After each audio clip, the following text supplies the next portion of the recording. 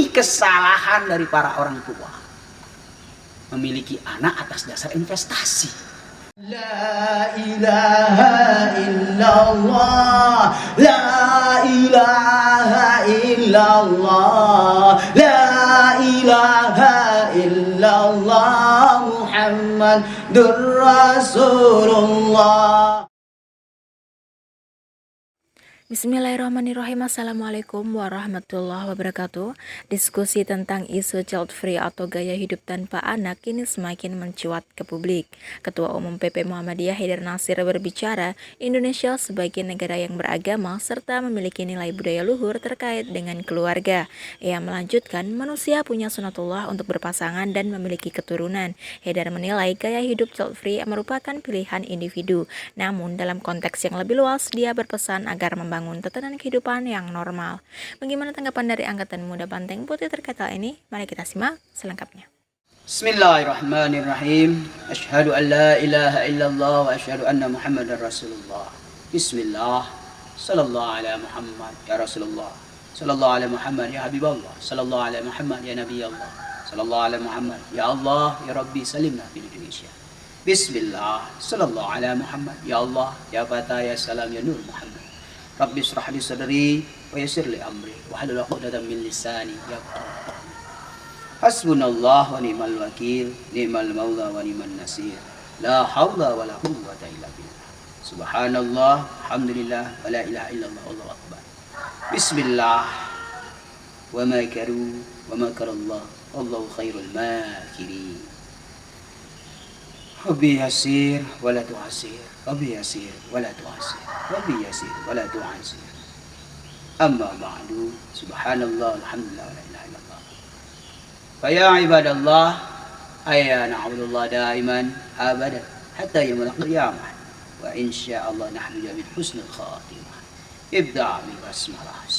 Sallu ala nabi sallallahu alaihi wasallam. Baik, kita membahas yang sangat penting dan sangat spesial untuk kami. Karena mengapa? Ini topik menarik tentunya. Sebagaimana biasa, kami akan membacakan satu atau dua kata, satu kalimat dari kitab ini. Bismillahirrahmanirrahim. Bala man aslama wajahahu lillah wa huwa muhsinun. Bala man aslama wajahahu lillahi wa huwa muhsinun. Bil makna bahwasanya hidup yang memasrahkan diri kepada Allah dan mereka berbuat baik, apa ganjarannya? Dalam hidupnya la khaufun alaihim wa lahum yahzanun. Itu. Kalau orang memasrahkan hidupnya kepada Allah Subhanahu wa taala, masa lalu biarkan berlalu. Masa sekarang diberdayakan, dimanfaatkan, dimaksimalkan untuk kebaikan. Adapun masa depan, biarkan saja Allah yang mengaturnya. Tidak perlu kita ikut campur. Jadi orang yang memasrahkan diri kepada Allah Subhanahu wa taala, efeknya la khaufun 'alaihim wa lahum yahzanun. Tidak ada rasa khawatir, ketakutan, gelisah, cemas. Itu berkahnya bertuhankan Allah Subhanahu wa taala. Oleh karenanya menyangkut dengan gaya hidup tanpa anak atau child free katakan. Itu adalah suatu fenomena yang setback ke belakang kami kira. Ada rasa kekhawatiran mempunyai anak bermasalah, ribet. Yaitu tadi mindsetnya. Karena kebanyakan orang-orang modern tanpa difilterin dengan religius ataupun tanpa dibackingin dengan agama, dia melahirkan itu tadi, saking moderatnya, sehingga ujung-ujungnya ateis, anti Tuhan. Masa depan dia sudah memikirkan hal-hal yang negatif. Yang lebih unik lagi, anak dijadikan investasi. Ini salah besar menurut kami. Apa maksudnya? Maksud adalah kalau aku punya anak, nanti di masa tuaku anakku yang merawatku. Nah ini kesalahan dari para orang tua. Memiliki anak atas dasar investasi. Agar di masa tua tidak terlunta-lunta dan tidak termarginalkan di muka bumi ini, atau masa tua ada yang ngurus lah.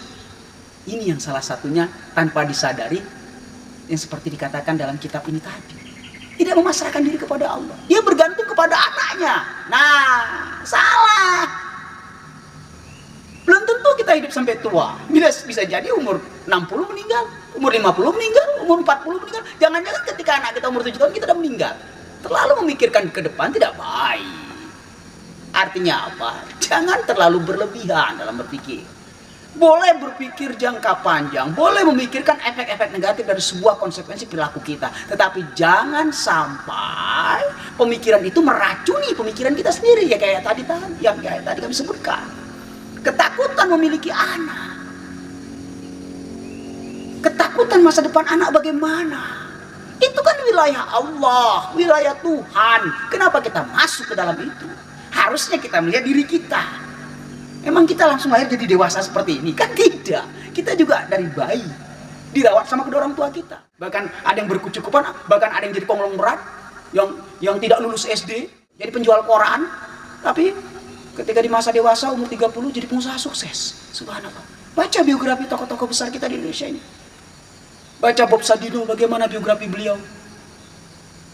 Baca. Banyak sekali tokoh-tokoh yang lahir dari orang-orang susah, orang-orang miskin, orang tua yang tidak mampu. Jadi kita harusnya melihat kenyataan. Oke, memang tidak sedikit di masa kecil ada mengalami trauma, kekerasan seksual kah, atau lain dan sebagainya. Ya itulah realita hidup. Banyak orang tua yang baru nikah sampai 9 tahun, ada yang 20 tahun, tidak punya anak. Tidak dititipkan anak oleh Allah.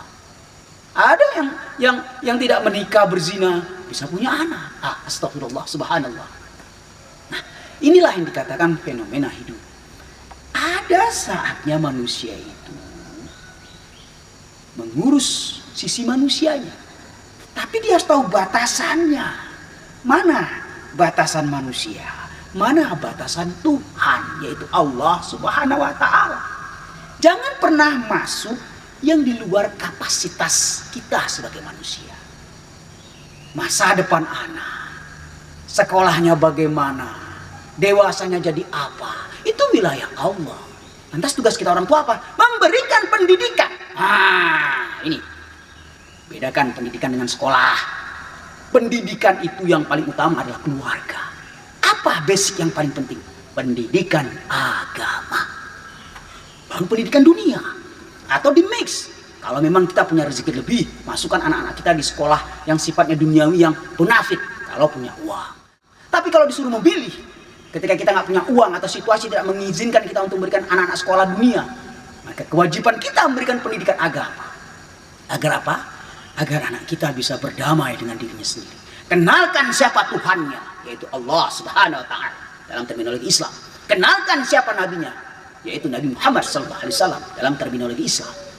Setelah dia mengenal Tuhannya Allah Subhanahu wa taala dan mengenal nabinya Nabi Muhammad SAW, baru secara perlahan tanamkan ajaran-ajaran Islam yang sifatnya rahmatan lil alamin.